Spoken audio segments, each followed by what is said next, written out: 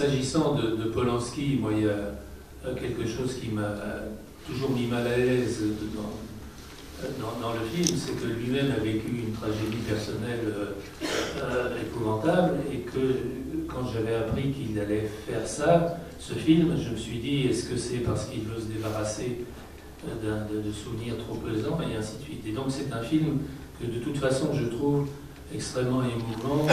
Je pense en particulier à la scène où les tueurs vont exterminer la famille, et ainsi de suite. Bon, ça je trouve ça épouvantable.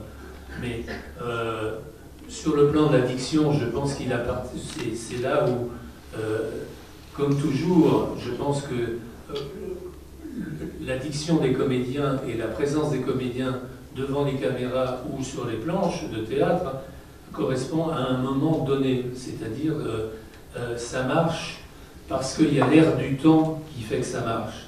Quand on revoit tel ou tel comédien qu'on a, comment dire, adoré ou pas, parfois on se dit, bah oui, c'était il y a 10 ans, il y a 20 ans, il y a 50 ans, voire plus si affinité. Alors, dans le cas que vous citez, on a un exemple d'une diction qui correspond à la période où le film a été fait, effectivement. Il y avait deux grands comédiens à l'époque shakespearienne, John Gielgud, qui détestait le cinéma, hein, et puis et donc les deux comment dire, étaient un peu en concurrence, avec cette différence que John Gielgud ne voulait pas faire du cinéma. Vous savez qu'il en a fait quand même, puisque c'est lui qui a fait Prospero dans Prospero's Books, dont on a parlé tout à l'heure, et c'est dommage que vous n'ayez pas pu le programmer. On l'avait déjà passé. Oui, et ça se revoit. Prospero's Books, une fois par semaine, c'est très bien. Mais je veux dire que Gielgud s'est rendu compte à la fin de sa vie qu'il avait fait très peu de cinéma et qu'il serait un acteur oublié. Et d'un seul coup, il a fait quelques films, il a fait un film avec Alain Resnais, et puis il a sollicité Peter Greenaway, qui était en pleine gloire à l'époque, et il a fait ce film Prospero's Books, qui est un film que moi je trouve tout à fait extraordinaire, avec d'ailleurs un problème pratique, à chaque fois que j'ai eu l'occasion de le présenter, c'est qu'il y a un monde visuel tout à fait particulier, et il y a aussi une utilisation sans retenue de la langue. Et quand on présente le film à un public français, le problème, c'est que, vous vous souvenez peut-être de ça, c'est qu'il y a 3 lignes de sous-titres. 3 lignes de sous-titres parce que Gielgud, le texte, ça défile. Alors pour le public anglais qui ne comprend pas toujours l'anglais shakespearien, mais enfin quand même qui s'y retrouve mieux que nous, en revanche, si vous voulez lire les sous-titres, en plus les sous-titres boulotte au moins un quart de l'image, sinon un tiers, donc ça fait, c'est pas un cadeau. Et c'est bien dommage, parce que par ailleurs, le film est tout à fait remarquable. Bon, je n'ai pas à répondre à votre question, parce que c'est un constat, mais je pense que chaque génération, tous les ans, presque, la reprise des œuvres de Shakespeare, alors on peut dire c'est comme à la Comédie Française, on n'a jamais fini de jouer l'Avare ou de jouer Corneille ou Racine, mais les pièces de Shakespeare sont reprises régulièrement, et ça devient pour des jeunes acteurs ou des jeunes actrices une sorte de terrain de jeu pour montrer leur talent, et pour montrer en quoi elles sont à la fois dans la tradition, et en même temps elles apportent quelque chose de nouveau, vous voyez ce que je veux dire. Et donc ça passe aussi par la diction. Alors évidemment, je pense que quelqu'un comme Polanski, qui n'a pas été élevé dans cette tradition, puisqu'il vient d'un tout autre monde, devait réagir différemment par rapport au texte. Je ne sais pas si la réponse est au mais quels que soient les efforts des noms anglais de naissance, c'est sûr qu'il y a une perception de la langue qui est différente. Alors, vous allez me dire, vous nous avez parlé des Russes tout à l'heure. Oui, sauf qu'il se trouve que les textes de Shakespeare ont été traduits en russe par les plus grands poètes russes. Et donc, on se rattrape aux branches. Alors, en France aussi, les grands auteurs, un certain nombre de grands auteurs, y compris André Gide, par exemple, s'était lancé dans les traditions de traduction des textes de Shakespeare. C'est extrêmement casse-gueule, hein, c'est moi l'expression, mais c'est ça. Le fils Hugo a traduit. Oui, le fils Hugo a traduit. Oui. Vous dites que c'est excellent, mais tout le monde n'est pas cet avis. D'accord, parce que je ne connais pas l'anglais. Non, mais voilà, on est en plein dans le problème. Vous voyez, on est en plein dans le problème. On peut en discuter jusqu'à la Saint-Glinglin, on n'en sortira pas. La référence, c'est le texte lui-même. Bon, et les courageux ou les malheureux qui se lancent dans les problèmes de traduction, ils sont perdants d'avance, c'est sûr. Y compris dans ces traductions, je vais y arriver, et cinématographiques. Parce qu'évidemment, il y a des gens qui se font traîner dans la boue parce qu'ils ont osé aborder les textes, ces textes-là. Moi, j'ai une question ici. Oui, j'avais une question pour vous. Oui, allez-y, monsieur. Non, allez-y. Par rapport à tout ça, parce que bon, les adaptations au cinéma, on a beaucoup suivi un certain nombre. Et j'ai toujours pensé qu'il va aller mieux au début s'approprier le texte de Shakespeare, c'est-à-dire lire les pièces de Shakespeare, s'inventer notre univers, s'inventer la façon dont on voit les personnages, et après aller vers la version film, et non pas faire l'inverse.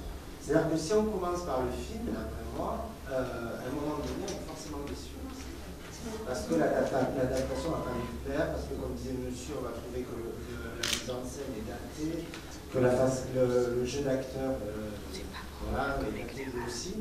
Donc, personnellement, je ne sais pas ce que vous en pensez, mais je pense qu'il faut commencer par le texte lui-même, c'est-à-dire nous permettre de visualiser, de créer notre propre univers, d'imaginer comment sont les personnages, la psychologie des personnages, et non pas aller directement vers le film, qui me semble à la fois une solution, entre guillemets, plus facile, mais aussi peut-être aussi plus décevante. Écoutez, moi je n'ai pas à répondre à cette affirmation. Si vous le vivez comme ça, c'est très bien. Je pense que les chemins qui mènent à Shakespeare sont multiples, ou à Shakespeare ou à d'autres œuvres d'ailleurs. Moi, comme je vous l'ai raconté tout à l'heure, j'ai eu la chance de tomber dans Shakespeare grâce au cinéma. Je ne sais pas, j'étais dans un milieu très modeste, je ne sais pas s'il n'y avait pas eu ça en face de chez moi, si je n'aurais pas découvert Shakespeare 10 ans ou 20 ans plus tard. Donc, en ce qui me concerne, le cinéma a été un accélérateur, un peu encouragé par le prof qu'on avait, puisque lui-même, semble-t-il, était un admirateur de Laurence Olivier. Mais pourquoi pas? Bon, ça peut être une pièce entendue à la radio, ça peut être une pièce, pourquoi pas, rêvons un peu, vue à la télé, ça peut être effectivement la lecture du texte. Cela dit, je nuance, hein, lire Shakespeare, c'est pas si facile que ça. Hein. Non, et surtout si vous êtes angliciste et que vous avez l'intention de le lire en anglais, bon, il faut avoir une très bonne édition avec des notes bien faites, parce qu'on rame, hein, c'est pas évident. Oui, il y a une dame qui avait demandé la parole. Oui, moi je voulais parler d'une expérience quand même assez extraordinaire que nous avons eue, mon mari et moi, en coopération au Sénégal, en Casamance. Et un soir, je ne sais pas comment on a été arrivé à organiser ça, sur le terrain de foot, on est arrivé à passer le Hamlet de Laurence Olivier. Et puis je peux vous dire que ça a été extraordinaire. Ces petits Sénégalais, ils aiment les langues, ils aiment la langue anglaise, ils l'apprenaient beaucoup plus facilement que nous. Et c'était une expérience extraordinaire. Pourtant c'était mauvais, hein, tout était mauvais. La technique, c'était dehors. C'était sensationnel. C'était un des gros souvenirs que j'ai de ça. Et vous savez, quand il y a eu le centenaire, enfin, cette année Shakespeare, là, il y a une dizaine d'années ou un peu plus, j'avais été sollicité pour faire un peu le tour des popotes. J'avais eu l'occasion de voir un film malgache. Et c'était tourné avec 3 francs 6 sous, vous vous doutez bien que ce n'est pas une super production. Et c'était un film qui reprenait le texte de Macbeth dans un contexte malgache, c'est-à-dire avec les pirogues au bord de la mer et les paillotes sur la plage, et ainsi de suite, et le coup. Et ça marchait très très bien, c'est-à-dire qu'il y a... Et ça se passe avec le contexte historique que nous connaissons ou autre. Donc il y a des thèmes comme ça qui fonctionnent partout, qui sont inusables. Des gens qui prennent le pouvoir et qui sont fous, on en connaît partout. Hein. Je n'en dirai pas plus parce qu'il y a de la police dans la salle. Hein. Mais, etc., etc. Donc il y a un matériau dramatique de base qui est compréhensible, je crois, partout. Donc ce que vous me dites me fait plaisir, mais ne me surprend pas vraiment. Une dame qui avait posé... On fera une dernière question, ensuite on fera une pause, mais vous aurez d'autres occasions par la suite de discussion. Non, mais je suis anglaise, alors voilà. Et puis j'ai étudié un œuvre de Shakespeare chaque année. Je suis anglaise et j'ai étudié justement une œuvre de Shakespeare chaque année à l'école. J'avais la chance d'habiter dans le centre d'Angleterre et je suis allée très très souvent à Stratford, peut-être 2 ou 3 fois an toute ma jeunesse. Mais moi, je trouve Shakespeare très difficile à comprendre. Et puis moi, franchement, je crois que c'est introductible dans une autre langue, dans un sens. Oui, mais ça, là justement, c'est bien que vous puissiez intervenir là-dessus, parce que je pense que...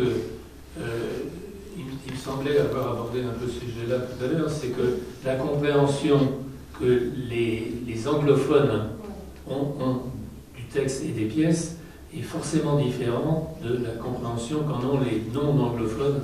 C'est-à-dire que, d'une part, la langue est une langue qui est archaïque maintenant.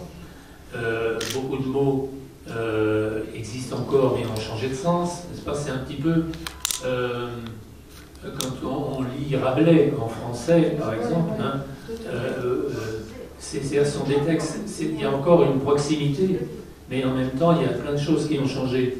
Et donc, ça, je pense que ça peut créer des barrières, bien sûr, et en particulier dans le milieu scolaire, bien sûr, y compris parce qu'une partie du matériau dramatique des pièces de Shakespeare est un matériau dramatique qui fonctionne pour des adultes. C'est-à-dire que... c'est pas à 11 ans que vous pouvez comprendre telle ou telle pièce, que vous pouvez comprendre Othello ou même Hamlet. Non, mais nous, il faut dire qu'on s'ennuie. Ça c'est la vocation de toute institution scolaire. Et puis on les a mal compris, évidemment. Oui. Les écoles sont faites pour ennuyer les enfants, vous savez ça. Voilà. Et après, il y a des organisations culturelles qui organisent des projections de films et on met un conférencier toujours pour ennuyer les gens. Voilà. Voilà.